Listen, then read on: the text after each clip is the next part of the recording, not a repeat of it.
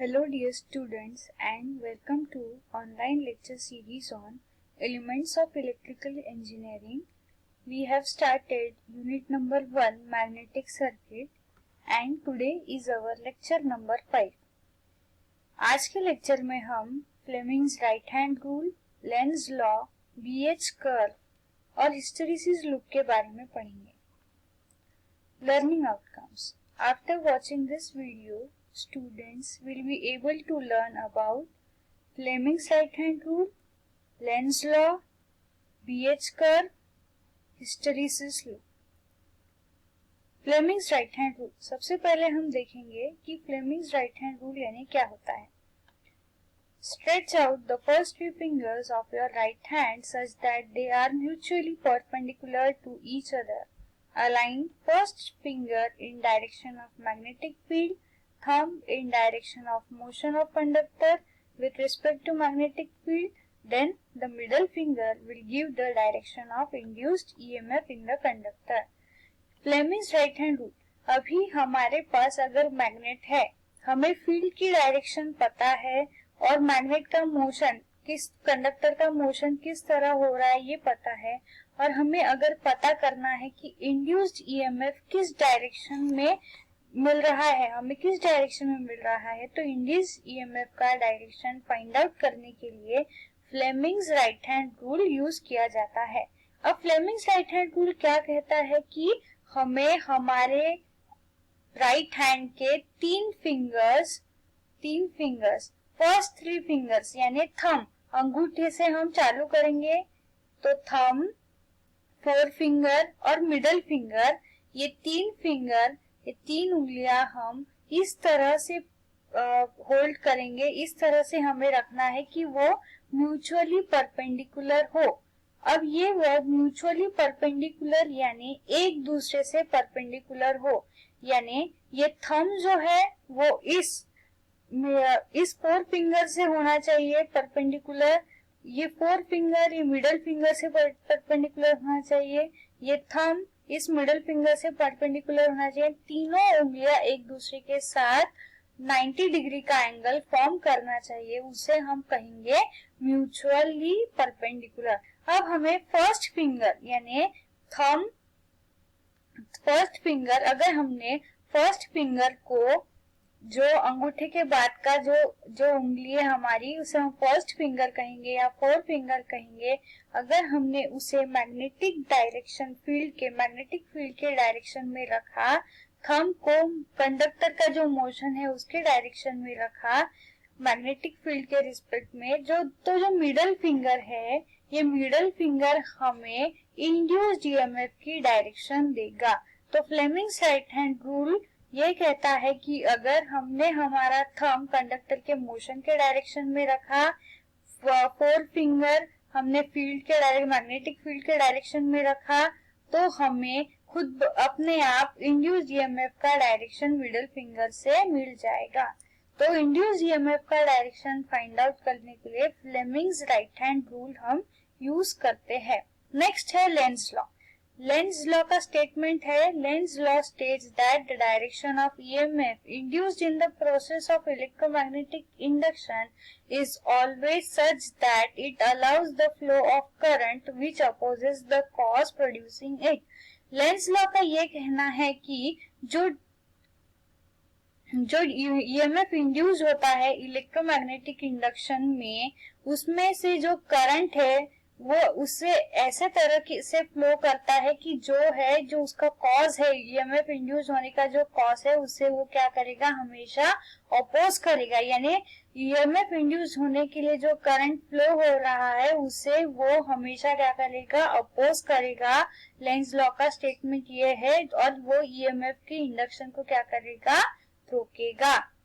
Next हम देखेंगे BH curve या मैग्नेटाइजेशन कर्व. अब बीएच कर्व को ही मैग्नेटाइजेशन कर्व कहा जाता है.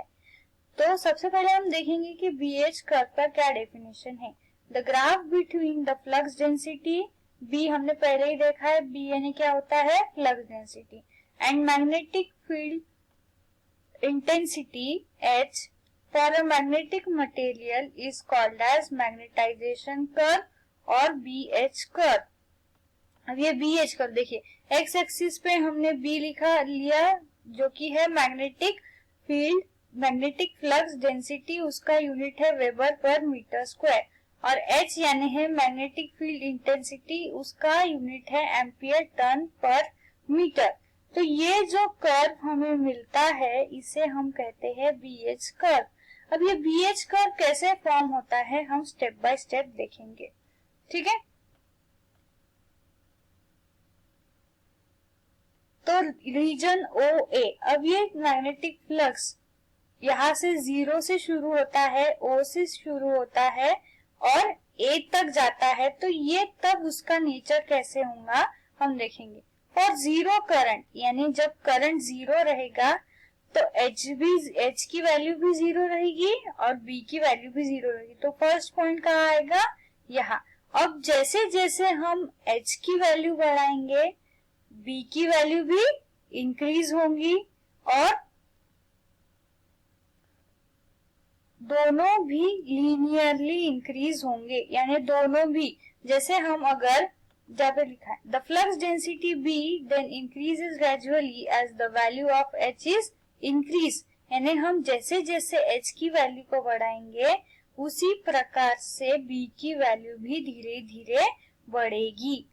पर बी की वैल्यू का जो चेंज है इस रीजन में थोड़ा कम है, यानी एकदम फास्ट नहीं बढ़ रही है बी की वैल्यू, ग्रेजुअली बढ़ रही है, धीरे धीरे बढ़ रही है, ठीक है। अब हम नेक्स्ट रीजन में जाएंगे। अभी तक हमने देखा कि ओ से ए तक जाने तक कैसा था कि बी की वैल्यू धीरे धीरे बढ़ रही थी, पर अब रीजन ए से बी में बी की वैल्यू में कैसे बदलाव आएगा एच की वैल्यू चेंज करने पर, ये हम देखेंगे। तो रीजन ए बी में स्मॉल चेंज इन एच, अगर हम एच की वैल्यू को थोड़ा भी चेंज करते हैं तो बी का वैल्यू बहुत ज्यादा अमाउंट से बढ़ जाता है, ठीक है। एच का वैल्यू यहाँ से यहाँ तक गए, थोड़ा सा चेंज हुआ, पर बी का वैल्यू बहुत ज्यादा चेंज होता है इस एरिया में। एच अगर हम थोड़ा सा भी चेंज करते हैं बट बी का वैल्यू बहुत ज्यादा अमाउंट में, बहुत ज्यादा मात्रा में क्या होगा, चेंज होगा। The B H curve is always linear in this region, एक लाइन जैसा फॉर्म होता है बी एच कर्व इस रीजन में, इसीलिए इसे क्या कहा गया है, लीनियर। तो ए बी रीजन में बी एच कर्व में एच का वैल्यू हम थोड़ा बढ़ाएंगे और बी का वैल्यू बहुत ज्यादा बढ़ेगा।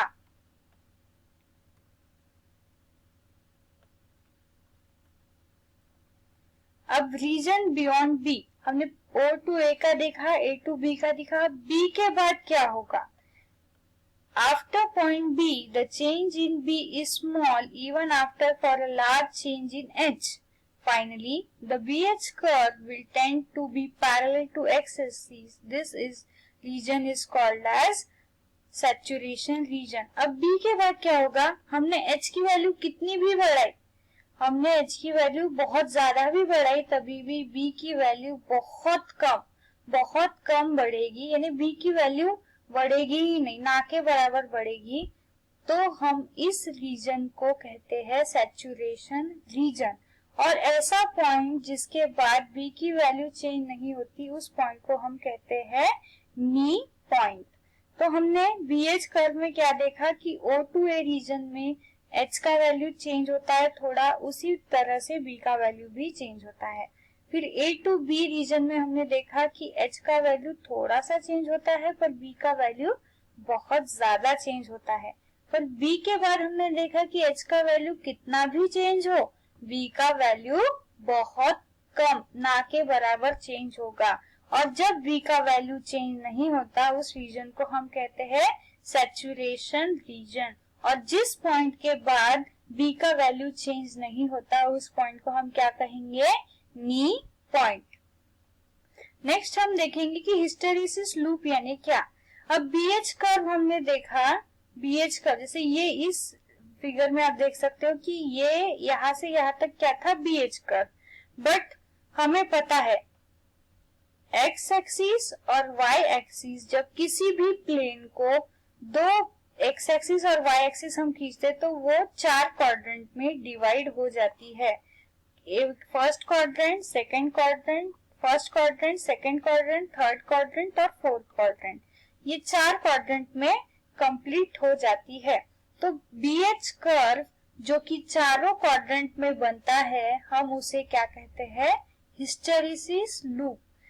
देखिए डेफिनेशन लिखा है, hysteresis loop is a 4 quadrant BH curve plotted for one complete cycle of magnetisation.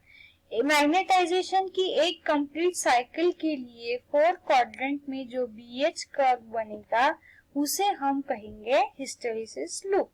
So, in this video, we learn about Fleming's right-hand rule, Lenz's law, BH curve and hysteresis law. These are the POs satisfied for today's session. Thank you and keep learning.